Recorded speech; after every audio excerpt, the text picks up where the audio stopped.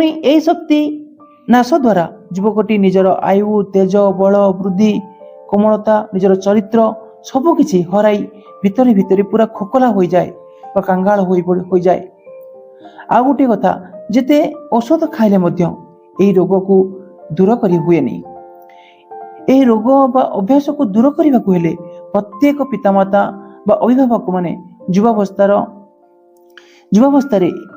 आरंभ यही ब्रह्मचर्य शिक्षा प्रदान करने उचित।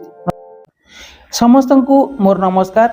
आज आम गोटे बहुत मूल्यवान तथा गुरुत्वपूर्ण विषय उपरे कथा हेबा जहाँ प्रत्येक युवक माने निहाती जानिबा उचित। जेतेबेले गोटे किशोर युवावस्था प्राप्त हुए सेतेबेले बीर्य व शुक्र नामक एक धातु तार शरीर में उत्पन्न हुए। यही धातु शक्ति सृष्टि हेबा फल गोटे नवयुवकर नारी मानक प्रति प्रगाढ़ आकर्षण शक्ति आसे। से दिन राति केवल यही सब विषय चिंता करने को लगे। एमिति कि विभिन्न प्रकार नारी मानकर नग्न अश्लील फोटो अश्लील चलचित्र यही सब देखा लगे। यही सब कार्य चिंता आचरण तार देह संपूर्ण भाव में उत्तेजित हो उठे और से विभिन्न प्रकार उपाय विशेष करके हस्तमैथुन माध्यम ये शक्ति को क्षय करने को लगे। तार यही शक्ति क्षय करने एक अभ्यास परिणत हो जाए। से एमिति एथिरे ग्रसित हो जाए जे जेते चाहिए जहाँ कले मध्य से आउ एथिरु रक्षा पाई पारे नाही। ठीक एक निशाग्रस्त युवक भली तार जीवन हो उठे। निशाग्रस्त युवक जेपरी निशा सेवन न करि पारिले संपूर्ण विचलित हो जाए। ठीक यही धातु शक्ति क्षय करुवा बा अभ्यास शिकार होइथिबा युवक यही शक्ति को क्षय न करि पारि से आउ संपूर्ण रही पारे नाही। जेते शपथ कले मध्य जेते प्रतिज्ञा कले मध्य जेते राण खाइले भी से यही शक्ति को अटकेकी रखी पारे नाही। फल से निशाग्रस्त युवक ठारू आहुरी भयंकर भाव में यही अभ्यास वशवर्ती हो उठे। निशा खाऊଥିବା युवकटी कौन सी उपाय निशा को छाड़ी दे पारे किंतु यही ब्रह्मचर्य नाशर यही रोगर शिकार होइଥିବା युवक जेते औषध खाइले मध्य जेते चेष्टा कले मध्य ये अभ्यास को छाड़ी पारे नाही। यही अभ्यास बा ये रोग द्वारा सृष्टि होगा द्वारा किसी लक्षण प्रकाश पाए जहाँ आम आगुरी कथा हवा।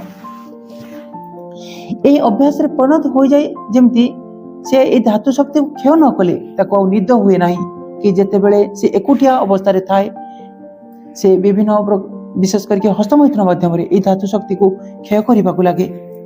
से टोटाली ए अभ्यास रे पड़ जाए फल विभिन्न लक्षण मान तार शरीर में प्रकाश पाए जेमिति कि से एते दुर्बल हो जाए जे कहा आखि को आखि मिसाई चाहि पारे नाही एवं तार आखि सब भीतर को पशि जाए।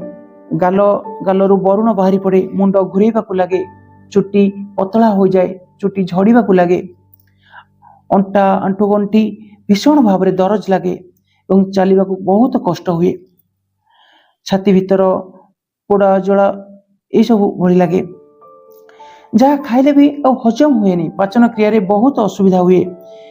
यह द्वारा पेटर एसिडिटी सृष्टि हुई गैस्ट्रिक भली रोग एवं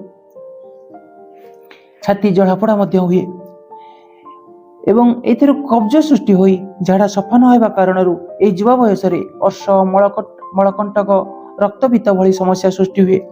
आयुर्वेद आहुरी मध्य यह जख्मा स्वरदाह मूर्छा यही रोगर कारण मध्य कही। तेणु यह सब समस्यार मूल कारण ये बीर्यनाश जदि आरंभ किशोर व युवकटी ए विषय सचेतन न हुए बा ताकू न करा जाए तार जीवन सबुदिन दुर्विषह हो जाए एवं एमिति कि यही समस्या रे पड़ी से रोग जंत्रणार शिकार हो युवा बयस से मृत्युवरण करे। पुणी यही शक्ति नाश द्वारा युवकटी निजर आयु तेज बल वृद्धि कोमलता निजर चरित्र सबकिछि हराई भितरे भितरे पूरा खोकला हो जाए कांगाल हो जाए। आ गोटे कथा जेते औषध खाइले मध्य यही रोग को दूर करी हुए नहीं। यही रोग बा अभ्यास को दूर करने को हेले प्रत्येक पितामाता बा अभिभावक माने युवावस्था आरंभ यही ब्रह्मचर्य शिक्षा प्रदान करने उचित। नचेत सत्संगर କିପରି ବ୍ୟବସ୍ଥା ହୋଇପାରିବ ତାକୁ ନଚେତ୍ ସତ୍ସଙ୍ଗର ବ୍ୟବସ୍ଥା କରିବା ଉଚିତ, ଯଦ୍ୱାରା ବାଳକଟି ଏହି ଶିକ୍ଷା ପାଇପାରିବ।